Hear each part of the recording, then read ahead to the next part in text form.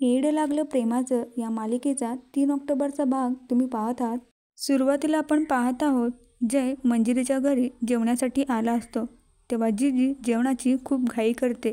जेवण झाल्यावर मंजिरी आणि रुजिता त्यांना जेवण वाढते. तेव्हा जय सर्वांना एकत्र जेवण्याची विनंती करतो. तेव्हा नाना निखिलबद्दल विचारतात. तेव्हा जीजी म्हणते, अहो तो कुठे लवकर येतो, तुम्ही फोन लावून बघा ना त्याला. तेव्हा जय त्यांना फोन लावण्यापासून अडवतो. आता हा जय बघा हा किती नाटकी आहे प्रेक्षकांनो. तो सर्वांना म्हणतो, निखिल माझ्या लहान भावासारखाच आहे. मला पण पहिलं टेन्शन आलं होतं, पण मी तुम्हाला सांगतो तो काही चुकीचं काम करत नाही आहे. तो खूप चांगलं काम करतोय. तेव्हा जीजी विचारतात, कसलं काम? आता हा जय बघा प्रेक्षकांनो किती साधेपणाचा आव आणतो आणि म्हणतो, म्हणजे तुम्हाला काही माहीत नाही का?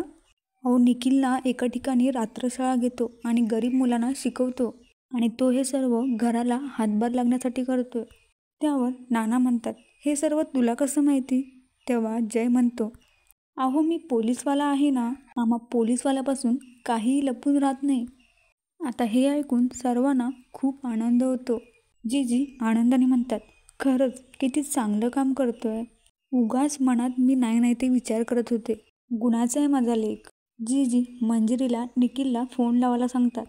मंजिरी निखिलला फोन लावते. निखिल फोन उचलून म्हणतो, मी जरा कामात आहे, नंतर फोन करतो.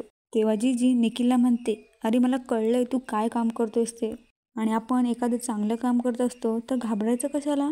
मला खूप अभिमान वाटते तुझा निखिल. निखिल जीजीला सॉरी म्हणतो आणि म्हणतो, मला हे तुझ्यापासून लपवायचं नव्हतं.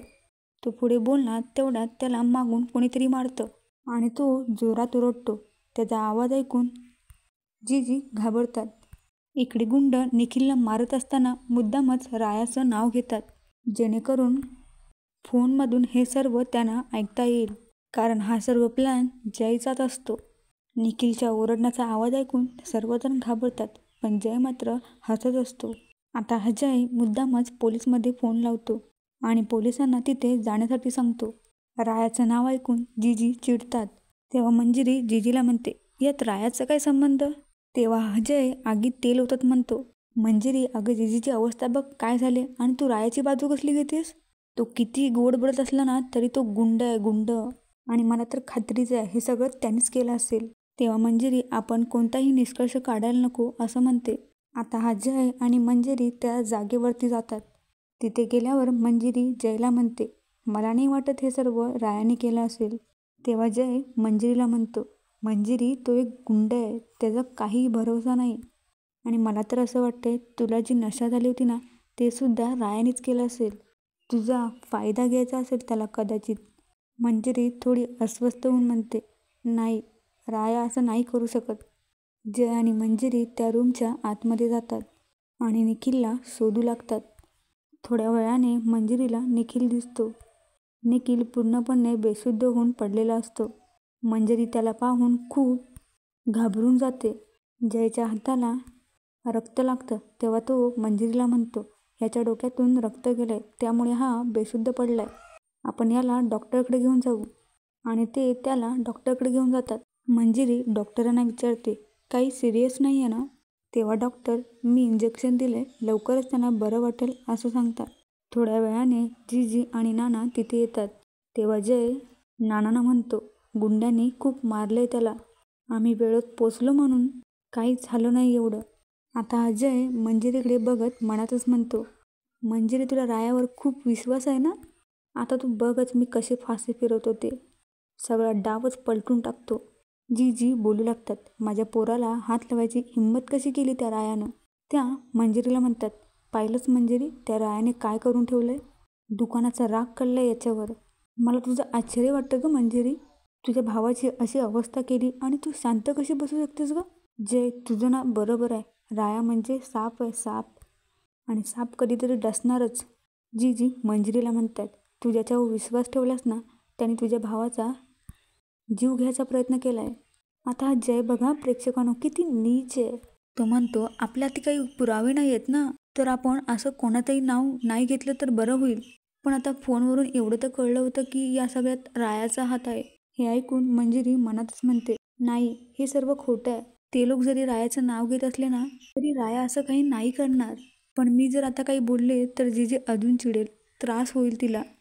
आता अजय मंजिरीकडे बघतच असतो आणि तो मनातच म्हणतो, मी कितीही म्हटलं नाही या सगळ्यात रायाचा हात आहे तरी या मंजिरीचा काही विश्वास बसणार नाही. आता काहीतरी वेगळं करावं लागेल. आणि तो जीजीला म्हणतो, जीजी मलाही असं वाटतंय या सर्वात रायाचा हात असेल. पण आपण शहानिशा केलेली बरी. काय माहीत, कदाचित रायाचा हात नसेलही. आणि ठरल्याप्रमाणे जय अण्णाला फोन लावतो. आता अजय मुद्दामच फोन स्पीकरवरती ठेवतो आणि म्हणू लागतो, अण्णा गावाबाहेर तुमची एक पडीक जागा आहे, ती रिकामी करायला कोणाला सांगितलं होतं? तेव्हा अण्णा रायाचं नाव घेतात.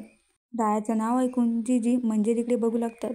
तेव्हा जय मुद्दामच रागात ओरडण्याचं नाटक करतो आणि म्हणतो, तुम्ही रायाला जागा रिकामी करायला सांगितली पण त्यांनी घोळ घालून ठेवलाय.